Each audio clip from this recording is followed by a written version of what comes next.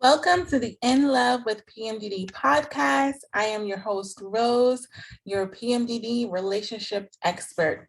I have personally been suffering with PMDD for over 15 years and spent so much of that time desperately trying to navigate my intimate relationships.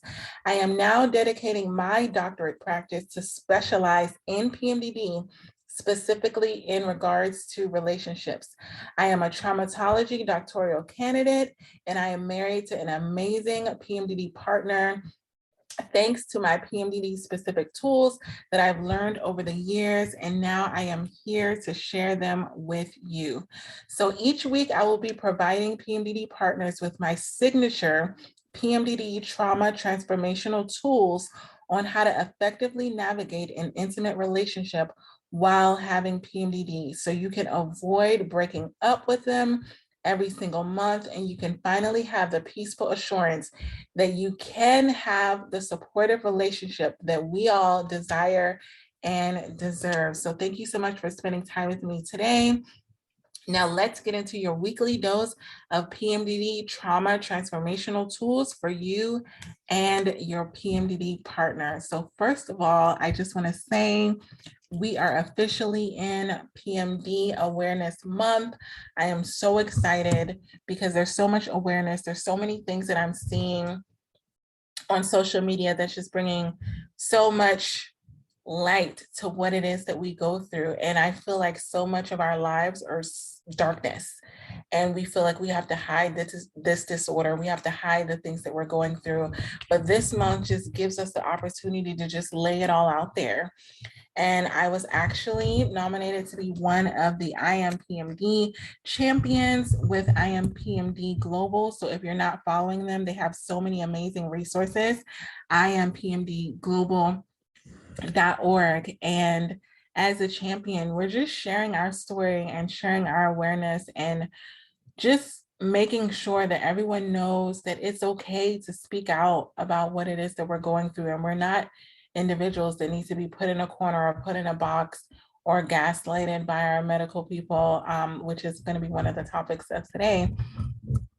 But I just want us to be proud that we are surviving, because a lot of times you forget how hard it is and how many other people are struggling with you, and that needs to be celebrated. So part of that, I just wanted to give you all a little bit of background about me. I know I give so much advice on here about relationships, but as far as my PMDD journey, I don't think I've ever really let you all know about how I found out I had PMDD. And I'm doing this for the challenge. They're doing a photo a day challenge. And I've noticed that when I was going through those moments of sharing, it just really took me back to the beginning of my journey, because as you know, I've had it for 15 years. So I've kind of navigated my life and my relationships to this disorder. So when I had to go back to the beginning, I was just like, oh my goodness. Like, I have so many clients that are just finding out that they have PMDD and they don't know where to start, because there's so many questions, so much information out there. So I just wanted to let you know, when I originally, first of all, for awareness, I decided to spread awareness specifically on relationships, because that was the one thing that I could not seem to get a hold of. I have all these other symptoms, but my relationship seemed to be the one thing that I would fail in, because I just couldn't wrap my head around going through all these symptoms, trying to get myself together, and still sometimes feeling like I was responsible for the mental health and the well-being of another person. And I remember so many times I just said, I kept leaving going from relationship to relationship, thinking that the other person was the problem, because every time that they triggered me, I was like, this person must not be the one, because in my mind, if this person was the one, then I can be able to go through PMDD seamlessly and they wouldn't cause me any stress and they wouldn't trigger me. And I remember having one partner look at me with tears in their eyes and literally say, you can't keep running. Like, you can't keep doing this. Like, you're a runner. And they used to call me the runaway bride, because I would get into these relationships and everything would be going good. But as soon as the slightest thing happened, I would be gone. I would pack up my stuff and I would just be gone. And I took a good 2 years off of being in a relationship before I met my partner, because I really wanted to figure out what was wrong, like what was going on. Like I kept thinking it was the other person and they weren't the one. And during those 2 years, that's when I discovered my PMDD. And that's when I discovered, oh my goodness, it's me. It's me that keeps running every single time I'm triggered, because the triggering would happen when I wasn't in PMDD and I could handle it. But when it happened when I was in PMDD, there was no way. Like I literally I got really avoidant. So that's when I started doing my doctorate study. And I said, I need to figure out why every single time I'm in PMDD, I want to run. Hence the runaway bride. Love Julia Roberts, by the way, but that's just not ideal for my life. But I just wanted to leave.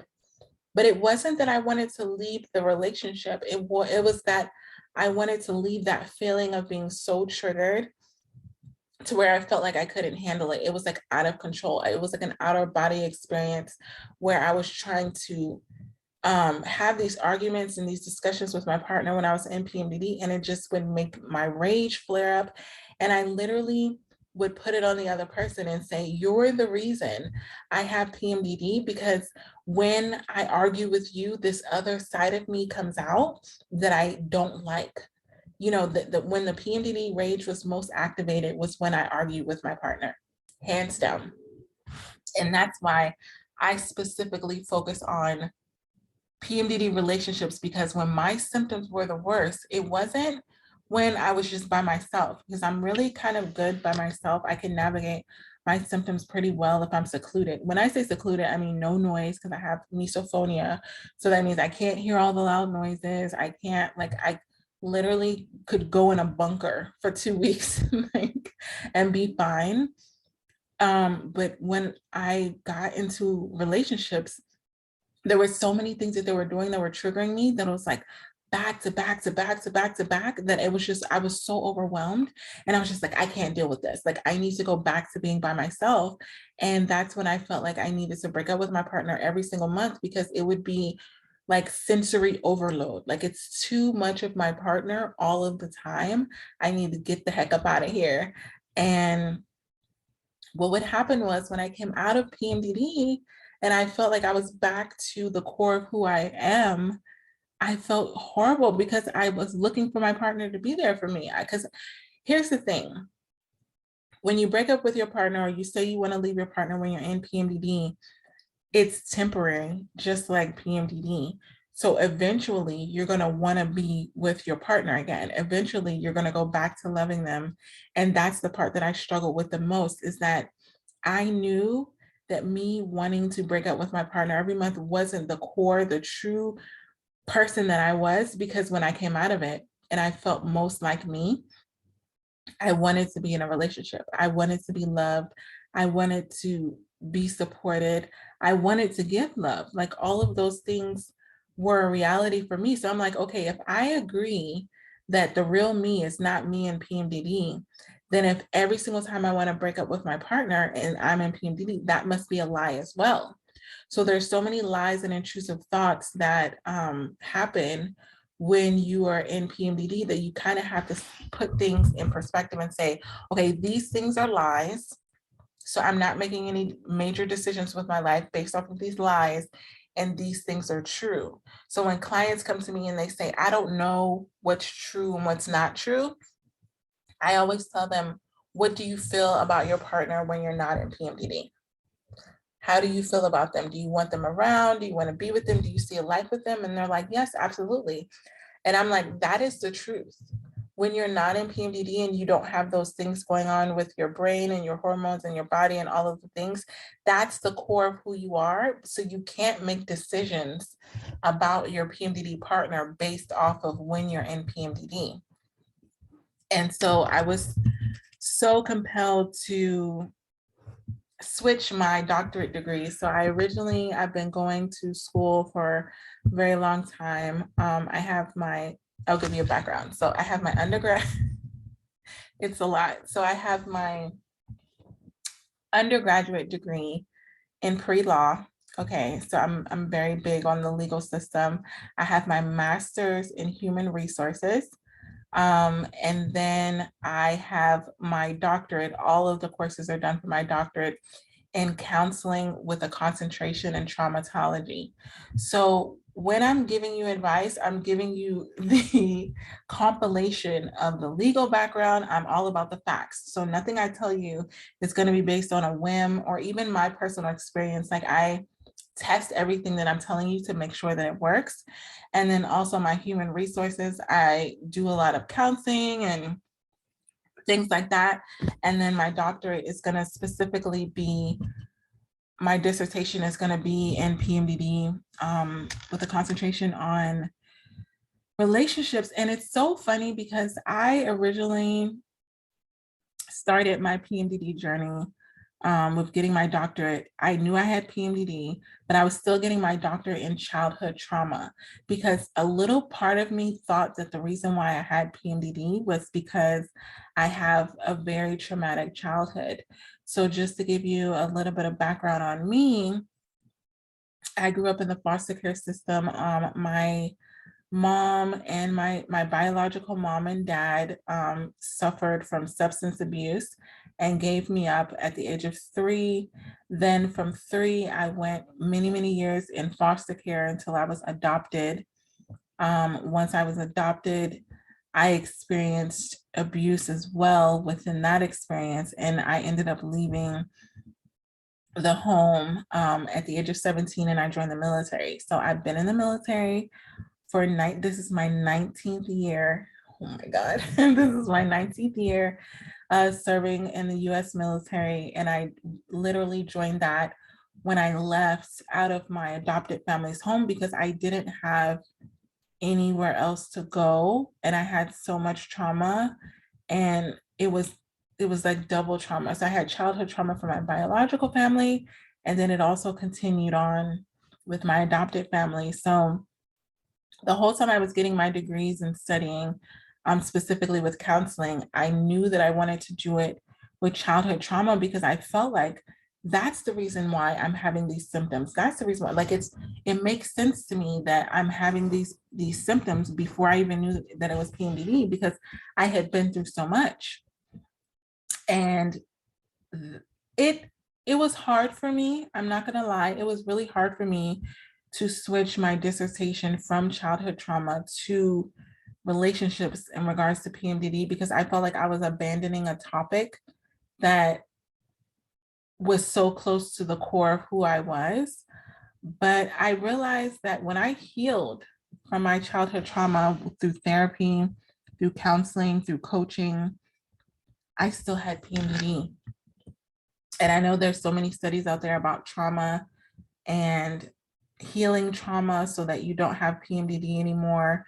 But for me, that wasn't the case. And I'm not saying that that's not the case for some people, but for me, I healed my childhood trauma, which took years of hard work to get to the core of the things that I had buried, the hurt, the shame, the guilt of things that were out of my control, going back and trying to make things work with my adopted, not my adopted, well, yeah, because I say my adopted and my biological family because I feel like I was searching for love as a child from being so little, and I never got it from my biological family. So I thought that I could get it from my adopted family. And when I didn't get it from my adopted family as well, I began to have really bad trauma with thinking that there was something wrong with me. Sorry, I'm getting super emotional right now because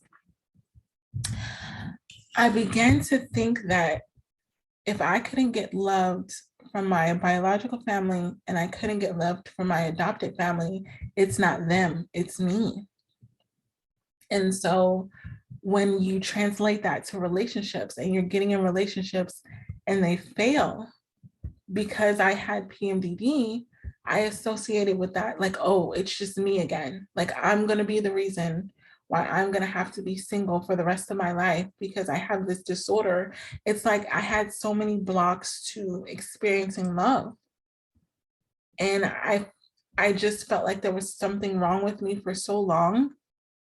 And it was something that nobody really knew about because I presented myself with just being loving towards everyone because I just want everyone to experience love. It is the core of who I am. I always told my best friend, I was like, I feel like I have so much love to give to the world, to people, but every time I try to do it, it would fail. Like something would go wrong and I would get taken advantage of. I would get further traumatized, further abused. And knowing that I had PMDD and that this was going to be a thing, I was like, I almost can't give up on being in an intimate relationship because in my mind, that was my life's goal, was to love someone, to feel love, because I never had that in my childhood. And in all of my relationships, it was just a struggle. It was either I was taken advantage of, I was further abused, and I still had hope though.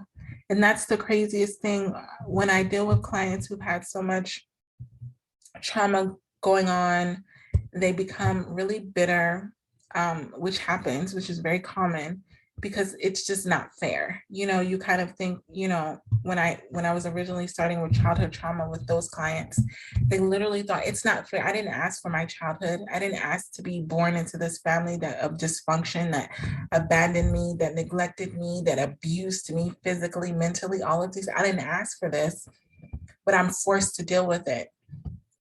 And my coping mechanism was hope. I just literally thought, it's okay, like we can make this work. And I overlooked so many things so long that when I went into those 2 years of really doing the work, it let out so much of what I held in that it floored me. It literally took everything out of me to even continue with my journey of getting my doctorate, because I felt like I just wanted to quit because I didn't want to do the work. I didn't want to see that ugly part. But I knew that it had to be done because I kept thinking my pain has a purpose. And if I ever wrote a book, which I plan on doing, that's probably going to be one of the title, or probably the title is My Pain Has a Purpose, because I kept thinking I cannot keep this pain that I'm having to myself because I know that there's someone else out there that's suffering. I know that there's someone else out there that feels like this. And when I found this community of individuals who had PMDD like me, and I was in the middle of my dissertation with my childhood trauma, I literally stopped it. And I said, no, I'm not going to do it in childhood trauma. I'm going to do it for these individuals that are pretty much about to give up on love, about to give up on having the relationship that I know that they want, because they have this disorder and there's no cure for it. And if I don't do this, these people could potentially leave the partner that they're supposed to be with. That was my biggest fear, that I'm going to throw away a relationship with someone that I'm actually supposed to be with just because I have PMDD. And that fear was so big in me because it was like, if I give up this relationship, I'm giving up on love. I didn't have a childhood and a whole big family that I could fall back on and still feel like I could be loved. This was literally my chance at rewriting the narrative, healing the generational trauma of my past, and creating a loving marriage, a loving relationship that my daughter could see, that generations could see was possible. And I wasn't going to let PMDD stop me from doing it. I refuse to let PMDD stop me from having the love that I know that I deserve. And it's taken me years and years and years of not being loved, of being abused, of feeling horrible about myself, of feeling damaged, to finally feel like, you know what, I'm not going to give up. I'm not going to give up on having love because I have this disorder. And it has been hard, but it is so worth it because I know that every single time I have a session with one of my clients and they let me know that they've decided not to break up with their partner, that they're committed to doing the work, that they're using the tools that they heard on my podcast, that they've used in my private sessions, it gives me hope like, okay, by saving this couple from breaking up and possibly giving up on someone that is meant to be with them, I'm doing the work myself. I do the work. Every tool that I give to you, I use it with my partner. And this is not something that I just throw out there. It's very strategic. And I know that it works because I go through it. So I've been through therapy and counseling so many times where when I described what it was that I was specifically going through with PMDD, I wasn't given the resources. And I was literally given tools, but there were tools for people who didn't have PMDD. So they would work for me for 2 weeks out of the month. But then the 2 weeks that I was in PMDD, they didn't work. Like, because it wasn't addressing my symptoms. It wasn't addressing what I was literally living in those moments. It was just addressing things that would work for individuals who didn't have PMDD. And I said that's unacceptable. So that is why if you follow me on Instagram at In Love with PMDD, you see I'm in the books. I'm studying, I'm doing, even with my professors that I have right now, who are doctors, been doctors for years, and I'm telling them I want to do my dissertation on PMDD, I'm fighting to do this. I want to let you know I've had my people with my universities tell me not to do it because they said there's not enough research. You're going to have such a hard time doing your doctorate dissertation because it has to be founded on prior research. And I said to them, well, if I don't create the research, then how is it ever going to be found? Like, if I don't choose to do this, then it's just not going to be done. And so it's taking me longer to complete my doctorate because I'm committed to doing it the right way, to doing it with the core of what I'm living with, my lived experience. Yes, I could choose a topic like childhood trauma, which is also very real to me, that there's been plenty of research on, and I could be done in a couple of months. But for me, that's not the goal. I'm not becoming a doctor so that I can just have the title and still have this whole community not have the resources. I'm doing this for the PMDD Partners community so that they know that they can have a relationship while they have PMDD. And that's what I want to share with all of you, is that everything that you're experiencing, I feel you. I am living it, and I got you. And I just want you to be really secure in what it is, the tools that I'm providing to you, because I know what it's like to get things, to try things that don't work, to try things and then feel bad because I feel like I'm the reason that they don't work. Like, they probably work on everybody else, but they don't work on me. No, they're not PMDD specific. And even with self-care, with everything you do, for me, it's 2 weeks at this point, but for everything that you do while you're in PMDD, it has to be PMDD specific. So that's why I love this PMD Awareness Month, because you're able to see so many practitioners, so many individuals that are dedicating their lives to serving the PMDD community with PMDD specific tools. And that is what we need for those 2 weeks, 10 days, 7 days, however long your PMDD is. That's what we need, because what works for me, honestly, when I'm not in PMDD doesn't work for me when I'm in. And it doesn't mean that the things are wrong. It doesn't mean that they're bad. It's just not, it just doesn't work. And I've tried it again and again and again and again and again. And I'm like, oh, maybe I should try like this. Maybe I should try. Like, I've gotten so frustrated with trying to do things that just didn't work for me. And I now know that we're not the problem. the tools and the resources just need to be there to support us for the specific journey that we're on.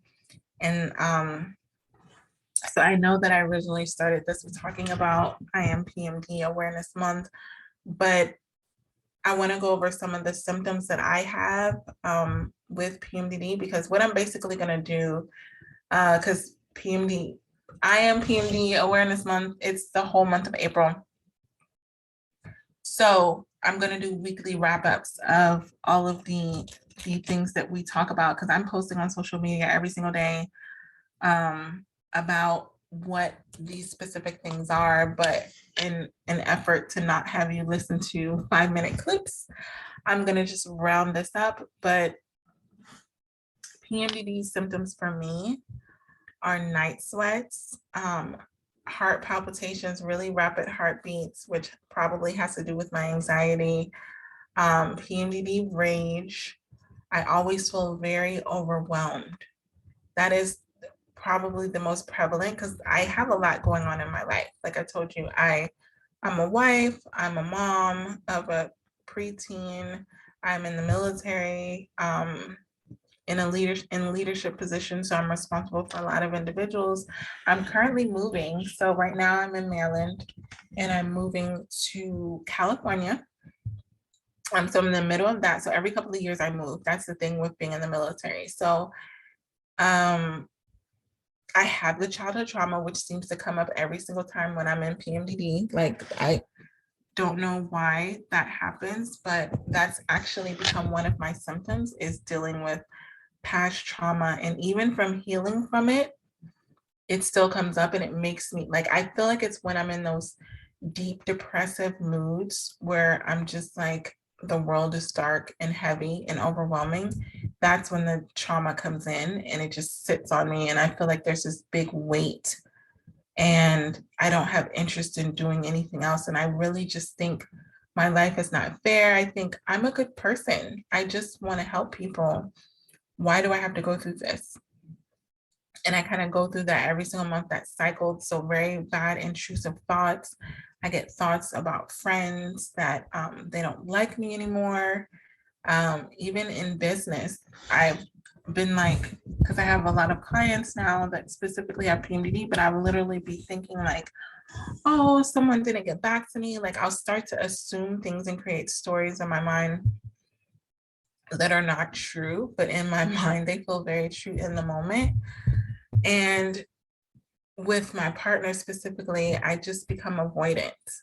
They become really overwhelming for me, and I just want to avoid any attachment to them, which in turn makes my partner have the anxious attachment where they feel the need to cling on to me because they feel like I'm slipping away.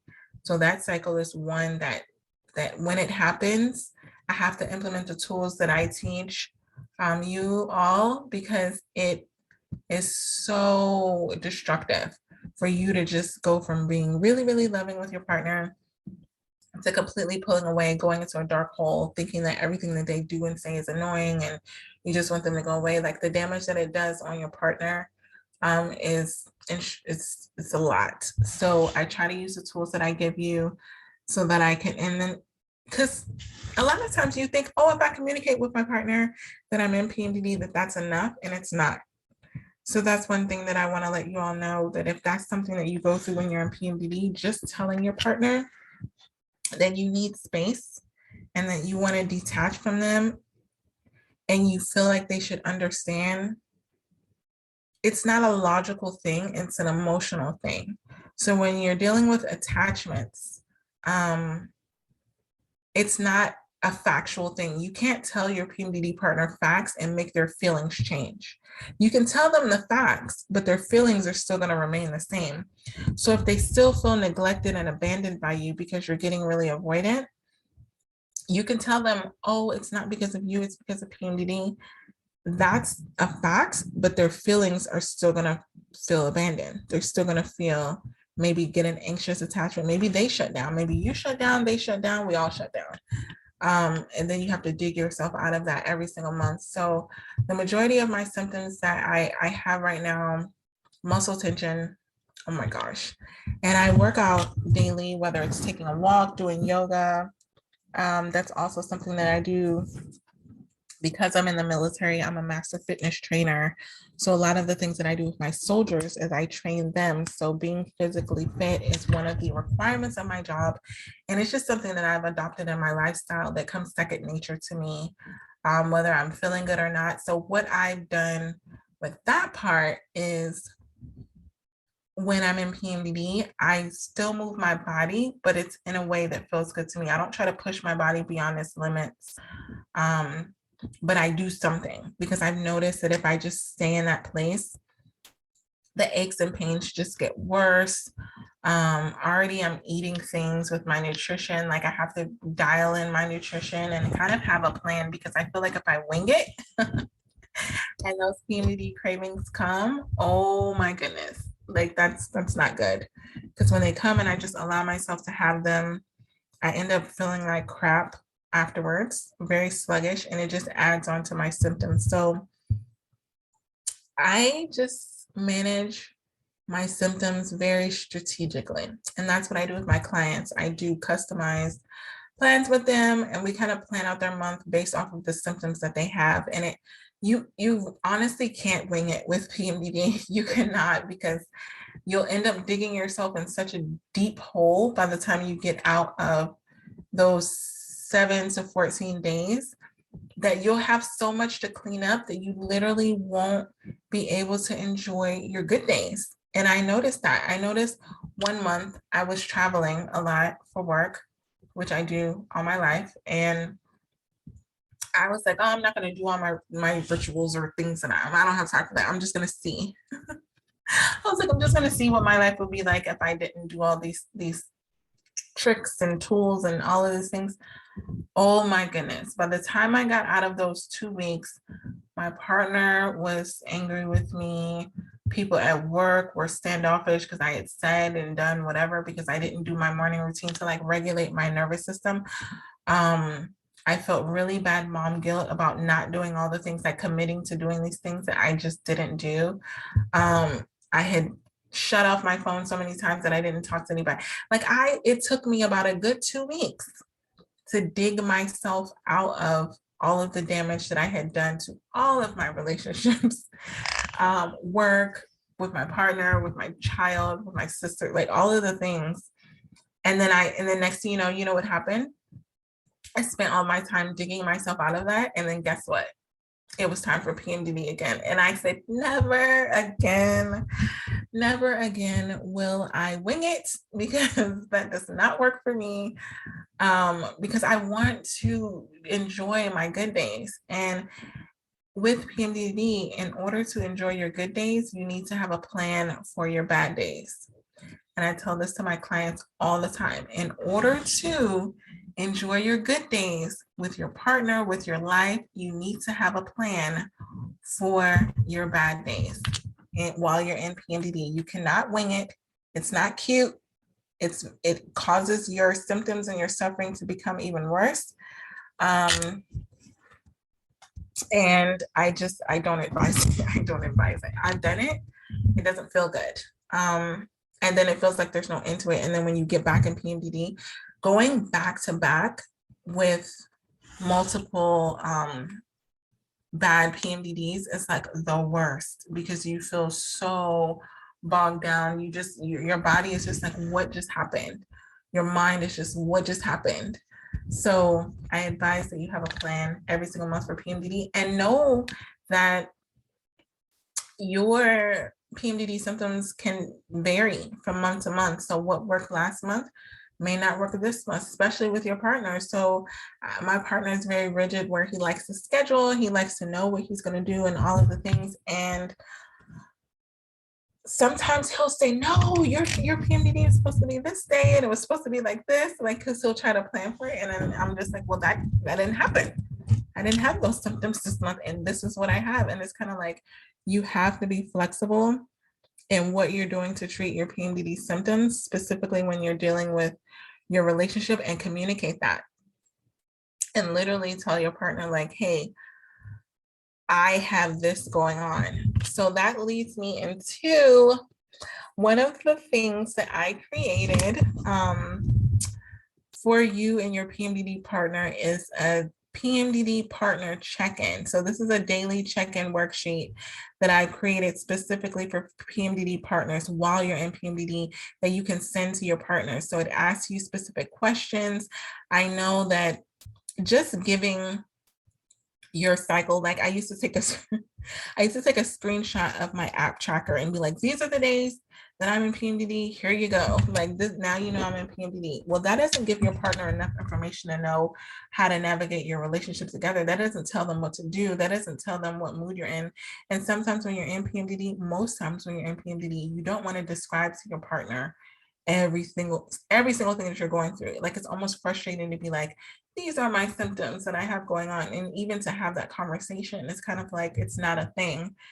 So this PMDD partner check-in is a worksheet that I am providing to you so that you can give it to your partner. You can fill it out for every day that you're in PMDD and they know specifically what it is that you have going on. I've made it very short, so it's only 4 questions because I know no one has time to do a long questionnaire of like 30 things.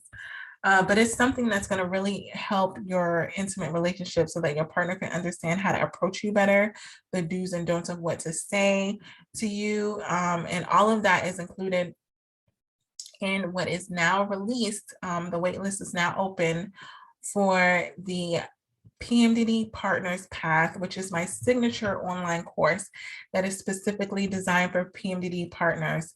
So in this self-paced course, I will be providing you with a guide on how to navigate a PMDD partnerships, tools to combat the symptoms that we have every month that are damaging to your PMDD relationship, with exclusive content from my PMDD partners to not just give insight on what we go through, but also what PMDD partners go through, and teaching them how they can help us with PMDD best to build a stronger and more peaceful and enjoyable relationship that we all desire and that we all deserve. So to be added to the waitlist, go to the link in my bio on Instagram at inlovewithpmdd, or you can email me at inlovewithpmdd@gmail.com. So for everything that us PMDD partners go through, we should not have to do it alone. And I'm going to say this to you again, you do not have to be single just because you have PMDD. We deserve that support. We deserve that love. We deserve to have someone in our corner on our good days, on our PMDD days. We deserve it for everything that we go through. We don't have to do this alone. If you ever need to reach out to me, always go to my Instagram, go to my Gmail. I spend at least about 2 hours a day communicating with all of my PMDD partners and just letting you know that I'm here for you, that I'm working really hard to finish this degree so that I can publish it and send it to all the doctors and give the awareness that we deserve. So if you need anything, reach out to me.